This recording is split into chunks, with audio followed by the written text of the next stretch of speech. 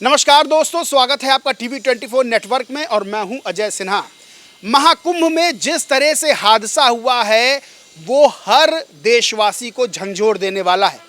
यानी कि मौनी अमावस्या के पर्व पर बड़ी संख्या में श्रद्धालु महाकुंभ पहुंचे और मंगलवार की रात लगभग 1:30 बजे वहां भगदड़ मस्ती है और कई लोगों की जान जाने की भी खबर सामने आती है। यानी कि अभी आधिकारिक आंकड़ा कोई सामने नहीं आया है, लेकिन बताया यह जा रहा है कि कई लोग ये कह रहे हैं मीडिया रिपोर्ट्स के मुताबिक कि 15 लोगों की मौत हुई है, कई लोग कह रहे हैं 20 लोगों की मौत हुई है, कई लोग कह रहे हैं 17 लोगों की मौत हुई है। लेकिन अभी आधिकारिक आंकड़ा कोई सामने नहीं आया है। लेकिन ये बात तय है कि कई लोग हताहत हुए हैं इस हादसे में और कई लोग घायल हैं जिनका इलाज चल रहा है। दरअसल एक आंकड़ा अनुमान जारी किया गया था कि लगभग 10 करोड़ लोग मौनी अमावस्या के मौके पर गंगा स्नान करेंगे और आज ही अमृत स्नान भी होना था अखाड़ों का। लेकिन 1:30 बजे कुछ ऐसा होता है जो अचानक भगदड़ मचती है। बच्चे, बूढ़े, महिलाएं, हर कोई इस भगदड़ का शिकार होता है और उसके बाद जिस तरह की खबरें आती हैं वो बेहद दर्द देने वाली हैं और चौंकाने वाली भी हैं। क्योंकि जहां इतनी बड़ी व्यवस्था सरकार ने की थी, यानी कि सरकार पूरी तरह से काम वहां पर कर रही थी और उस बीच इस तरह का हादसा होना, इस तरह की घटना होनी कहीं ना कहीं तमाम तरह के सवाल भी खड़े करते हैं। और सवाल सबसे बड़े ये हैं कि आखिर ये हादसा हुआ कैसे और ये लापरवाही, इस हादसे के पीछे जो बड़ी लापरवाही है वो किसकी रही। इन्हीं सब बातों पर चर्चा करने के लिए मेरे साथ मौजूद हैं मनीष मिश्रा जी, वरिष्ठ पत्रकार हैं जिन्होंने इस चीज़ को बहुत करीब से समझा है, जाना है। उनसे जानेंगे कि आखिर इस हादसे के पीछे क्या वजह रही है। बहुत स्वागत है मनीष जी आपका। धन्यवाद अजय। एक दुखद घटना है जिस पर हम चर्चा कर रहे हैं आज, और उस समय जब अमृत स्नान है, बहुत बड़ा पर्व है, मौनी अमावस्या है और उसको लेकर सजग थी सरकार कि इतना बड़ा इवेंट होना था। 10 करोड़ की आशंका जताई गई थी और अभी जो आंकड़े आए हैं सरकारी तौर पे वो ही आंकड़े अगर मैं बताऊं तो करीब 3.5 करोड़ 61 लाख लोग अभी तक स्नान कर चुके हैं आज की डेट में। तो एक बड़ा पर्व था और इसको जानती थी सरकार, इसको लेके तैयारी भी थी। पर जो घटना हुई है सुबह भोर के समय, जो ये घटना हुई करीब मध्यरात्रि में 1:30 से 2 के बीच में, ये दुखद है अजय। इतनी बड़ी संख्या में लोगों का, श्रद्धालुओं का पहुंचना, सरकार की तरफ से पूरी तैयारी करना, क्योंकि सरकार ये बात मान के चल रही थी कि मौनी अमावस्या के शुभ अवसर पर 10 करोड़, यानी कि अगर 10 करोड़ का आंकड़ा देखें तो कई देशों की जनसंख्या भी इतनी नहीं है जितनी प्रयागराज में महाकुंभ पर मौजूद लोगों का आंकड़ा अनुमान जताया जा रहा था कि वो डुबकी लगाएंगे। और आपने जैसा कि बताया कि 3-3.5 करोड़ के लगभग लोगों ने डुबकी लगा भी ली है। तो यानी कि इतना बड़ा आंकड़ा था 10 करोड़ लोगों का और इतनी बड़ी व्यवस्थाएं थी। तो फिर हादसे के पीछे जो वजह है वो आपको क्या नज़र आती है?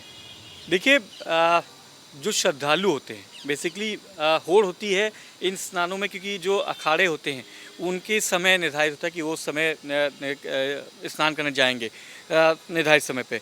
उसके पहले अमृत काल माना जाता है कि जो रात्रि होती है 1 से लेकर और 3-3:30 बजे का समय होता है, उसमें अमृत काल होता है। तो बहुत बड़ी तादाद में श्रद्धालु जाते हैं और श्रद्धालु वहाँ पे भीड़ मच जाती है। और जो वहाँ की जो प्रशासन है, जो वहाँ के आला अधिकारी हैं जिन्होंने अपने स्टेटमेंट्स भी जारी किए हैं, उसमें यही माना जाए, वहाँ पे जो लोग हैं, जो मीडिया रिपोर्ट्स हमने देखी उसमें ये कहा जा रहा है कि जो लोग थे जो स्नान करके जा रहे थे और जिस स्नान करने आए थे वो एक ही उस पर आ गए थे, एक ही जगह आ गए थे। और जब एक जगह आते हैं अजय, आप समझिए कि हम अभी कुंभ में थे और हमने वहाँ देखा था बराबर कई प्लेटून पुल्स हैं, वो बने हुए हैं। कोई एकल मास में है, किसी का जाने का है, किसी का आने का, तो वो अलग अलग डिवाइडेड है। और उनमें अगर आप एक साथ एक भीड़ छोड़ देंगे तो ये घटनाएं घटित हो सकती हैं, इसकी आशंका थी। उसको लेकर प्रशासन वहाँ पे तैयार था, मुस्तैद। पर वही होता है कि हम पहले कौन स्नान कर ले, पहले पुण्य कौन पाले। पुण्य के चक्कर में लोग जान गवा देते हैं। उसको लेके प्रशासन लगातार अपील कर रहा था, न केवल प्रयागराज में बल्कि मुख्यमंत्री ने अपील की थी, डीजीपी ने अपील की थी, अयोध्या के जो डीएम हैं उन्होंने अपील की थी कि क्योंकि भीड़ बहुत है अजय, बहुत ज़्यादा है। 10 करोड़ आप समझ सकते हैं कितनी भीड़, तिल रखने की जगह नहीं होगी। उसको संभालना एक चुनौती होती है। जिस तरीके से शासन ने काम किया, प्रशासन ने, सरकार ने काम किया, उस पर आप सवाल नहीं उठा सकते, पर मानवीय भूल है। मानवीय भूल है उसकी भरपाई कितनी जल्दी की गई है, क्योंकि अब अखाड़ों का स्नान भी शुरू हो चुका है, जो अखाड़े हैं वो भी अपना स्नान शुरू कर चुके हैं। तो जो भगदड़ का स्टेपन का था, जो दर्दनाक घटना हुई, उसके बाद अब वहाँ की अगर स्थिति देखेंगे तो समान है। पर अभी भी अपील हम करेंगे, TV24 के माध्यम से हम अपील करेंगे कि जो लोग वहाँ हैं और जो आसपास के लोग हैं वो इससे बचे। जैसे मुख्यमंत्री ने भी अपनी अपील की है, मीडिया में आके उन्होंने अपील की कि रात में 12 बजे तक स्नान है, 12 बजे तक स्नान लें। और सबकी एक ख्वाहिश होती है, जैसे हम लोग भी कहते हैं अजय, तो हम लोग सोचते थे कि नोस पे जाए, संगम नोस जिसे कहते हैं, जहाँ संगम होता है वहाँ पे जाने की होड़ होती है। पर अगर आप देखेंगे तो 15 से 20 किलोमीटर दायरे में आपको स्नान करने के लिए बनाया गया है। सेक्टर्स में डिवाइड किया गया, 27 सेक्टर्स में आपको डिवाइड किया गया। आप वहाँ पे भी स्नान करेंगे, पुण्य आपको उतना ही मिलेगा। आप जितना नोज़ में करेंगे, जितना यमुना जी में करेंगे, सरस्वती करेंगे, गंगा में करेंगे, उतना मिलेगा। ये आदमी को समझना पड़ेगा। और सबसे बड़ी चीज़ हमने देखा है, श्रद्धालु में आप देखते हैं तो ग्रामीण क्षेत्र के बहुत लोग आते हैं, और वो पूरा पेटी आप देखेंगे तो तमाम सामान लेके आते हैं, उसको बचाने के, उसको चक्कर में बच्चों को लेके आते हैं। जो स्वस्थ हैं वो जाएं, वरना वही गंगा जल है, आप अपने घर में लेके आइए, अपने स्नान करिए, वहाँ से भीड़ से बचने की एक कोशिश ज़रूर करिए। अजय, बिल्कुल बिल्कुल सही कहा आपने कि जो स्वस्थ हों वो जाएं। और संगम नोस पे स्नान करने की बात है तो ये बात मुख्यमंत्री योगी आदित्यनाथ ने भी कही कि आप जहां हैं वहीं स्नान कर लीजिए, भागदौड़ करने से कुछ नहीं मिलेगा। बिल्कुल सही बात है। लेकिन जिस तरह से आपने पुलों का जिक्र किया, जो पीपे वाले पुल बनाए गए थे, तो ये भी कहा जा रहा है कि बहुत से पुल बंद कर दिए गए, आवाजाही वहां रोक दी। इसको लेकर भी कई श्रद्धालु ये शिकायत कर रहे हैं कि जो पुल थे वहां पर सुचारू रूप से आवागमन हो रहा था, तब तक स्थितियां सही थी, लेकिन वहां पुल बंद किए गए। इसके पीछे भी बड़ी वजह सामने नहीं आई है। और ये माना जा रहा है कि जो रास्ते बंद किए गए उसकी वजह से भी कुछ रास्तों पे ज़्यादा दबाव पड़ गया। अजय, अरहल की तरफ होता है जो नोन है, जहाँ पे VVIP मूवमेंट्स होते हैं, वो चाहे HM, आप होम मिनिस्टर गए थे, गृह मंत्री हमारे अमित शाह जी गए थे, मुख्यमंत्री अपनी कैबिनेट के साथ गए थे, तो वहाँ पे स्नान करते हैं। वो VIP मूवमेंट्स की सब जगह होता है। ये एक प्रपोज होता है कि VVIP को हम अलग से निकालेंगे।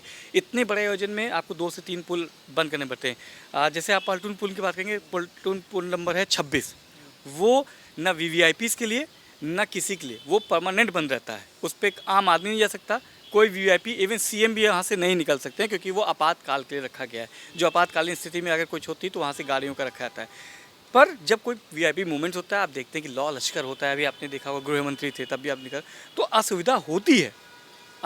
इसलिए कहा जा रहा था कि भाई 5 तारीख तक जो स्नान है वहाँ तक आप आने के लिए बचे, क्योंकि लगातार अभी आज मौनी अमावस्या है, 3 तारीख को बसंत पंचमी है, 1 तारीख को राष्ट्रपति वहाँ पे आ रहे हैं, 5 तारीख को माननीय प्रधानमंत्री वहाँ पे स्नान करने आए। तो असुविधा होगी, क्योंकि प्रशासन के पास, आपके पास प्रशासनिक अमला तो एक लिमिटेड है, भीड़ अनलिमिटेड है। और उसमें जो पाल्टून पुल की बात की जाए, उसमें कई पुल ऐसे हैं जिसमें बंद किए गए थे VVIP मूवमेंट्स को लेकर, जिसको हमने पिक्चर्स में देखा, हमने मीडिया रिपोर्ट्स में देखा कि लोग परेशान हो रहे हैं, उनको जाने नहीं दिया जा रहा है। तो ये पुलिस पर्सनल को भी आपको समझना पड़ेगा, जो वहाँ पे दिन रात खड़े हैं। शाम का वक्त हो जाता है अजय, तो बहुत ठंडक हो जाती है। दिन में आप मेरे ख्याल से हम और आप जैसे स्वेटर कोट पहने वहाँ नहीं पहन सकते, इतनी तपिश है, आप नहीं झेल पाएंगे वहाँ पे। और रात होते ही 6 बजे के बाद आप वहाँ पे इतनी ठंड हो जाती है कि आप उसको भी नहीं झेल पाएंगे। तो ऐसी स्थिति में जो पुलिस पर्सनल, जो हमारे सहयोगी हैं, जो वहाँ पे अपनी सहायता के लिए खड़े, उनकी बात भी आपको समझना चाहिए। हम परेशान हो जाते हैं, बीइंग श्रद्धालु हम परेशान होते हैं, हमें जाने नहीं दे रहे, हमें जाने, पर उनकी भी सुविधाएं हैं। अगर आप उन सुविधाओं से चलेंगे तो आपको जाने और आने में असुविधा नहीं होगी, क्योंकि पुल बने, आपको 24 नंबर से जाना है, 25 नंबर से आना है, पर लोग क्या करते हैं, 25 पहले पड़ जाते हैं तो उधर से जाने लगते हैं। अगर आप उस पर जाएंगे तो असुविधा आपको होगी, आपके लिए ही सुविधाजनक के लिए आपको एकल मार्ग का दिया गया है। और जिससे कि अभी बताया जा रहा है कि जो एरिया है, जो अखाड़ों के लिए जो लोग जाते हैं, उनको वहाँ पे जाने से अब आम पब्लिक को जो है, जब पहला स्नान था 14 तारीख का, तब भी हमने देखा था अजय कि जब संत लोग जाते हैं स्नान करके, तो उनकी धूल रज लोग जो थे उसमें लोग आ रहे थे, साधु संत उनको हटा रहे थे। तो हमें बीइंग श्रद्धालु, बीइंग जनरल एक कैटेगरी में आके, कि हमें बचना चाहिए। स्टैपेंड इसी में होता है, धूल की रज, बच्चों को आप वहाँ बच्चों को रज लगा दे रहे हैं, मत करिए ये सब, आप मत करिए। आप स्नान करने गए, आप दर्शन करिए, साधु संत महात्मा उनका दर्शन करिए, उनका आशीर्वाद लीजिए, पर उनके व्यवधान मत डालिए।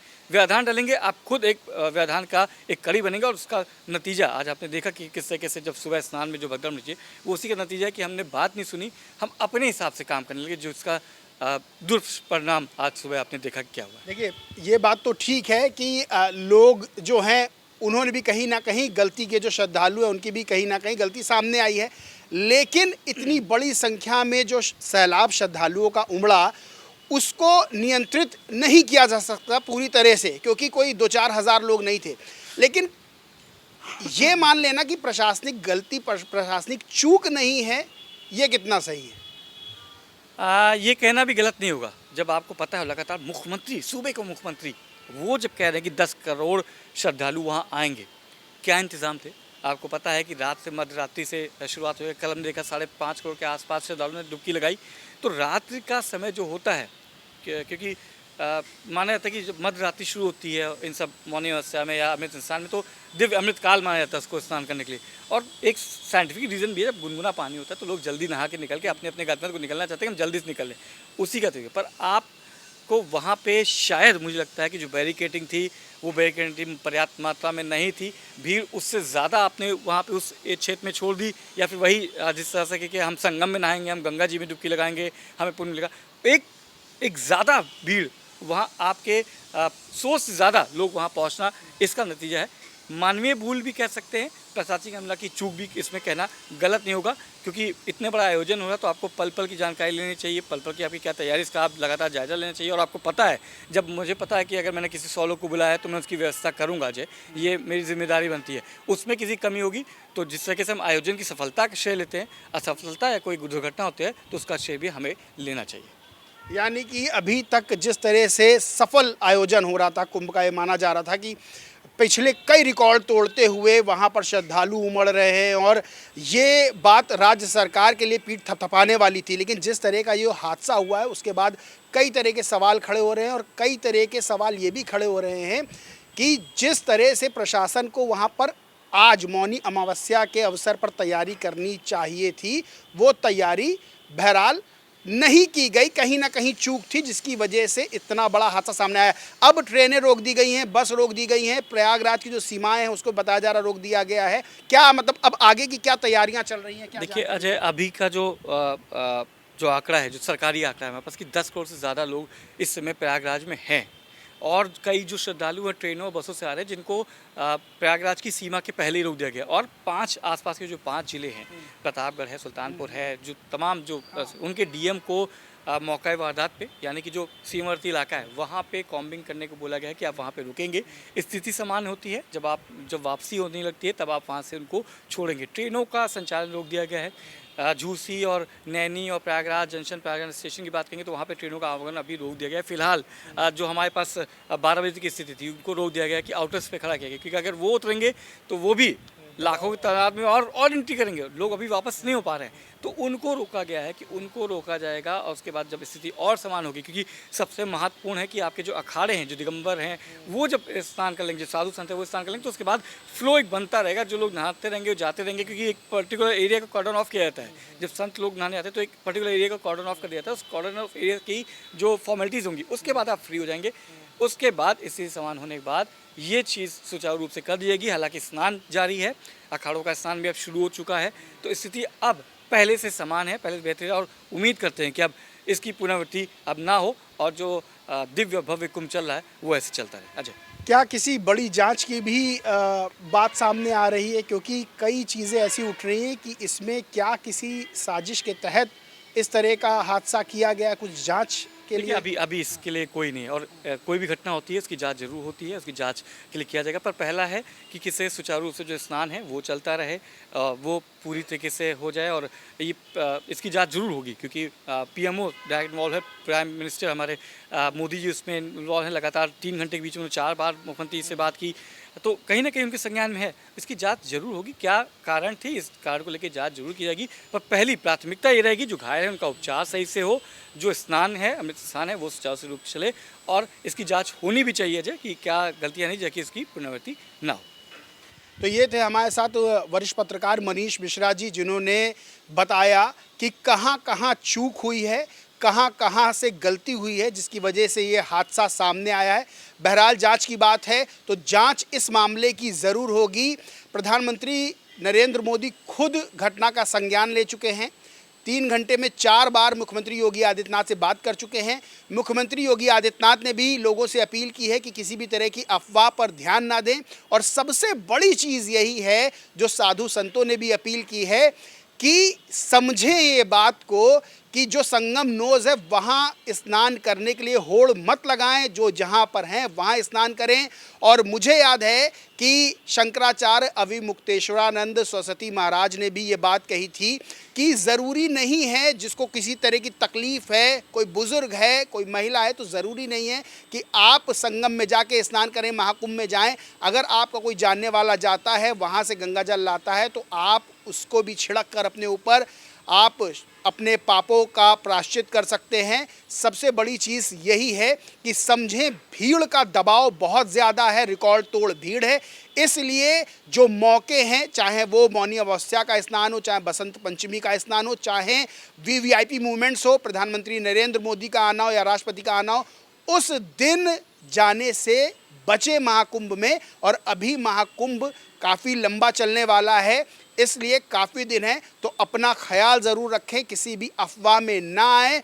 और जो वहाँ की ताज़ा जानकारी यही है कि जो स्थितियाँ थी उस पर पूरी तरह से सरकार ने, प्रशासन ने काबू पा लिया है। बहरहाल इस पूरे मामले पर आप क्या सोचते हैं, क्या मानते हैं, कमेंट करके ज़रूर बताएं। वीडियो अच्छा लगा हो तो लाइक करें, कुछ शेयर करें, चैनल को सब्सक्राइब नहीं किया तो सब्सक्राइब करके बेल आइकन ज़रूर दबा लें। धन्यवाद।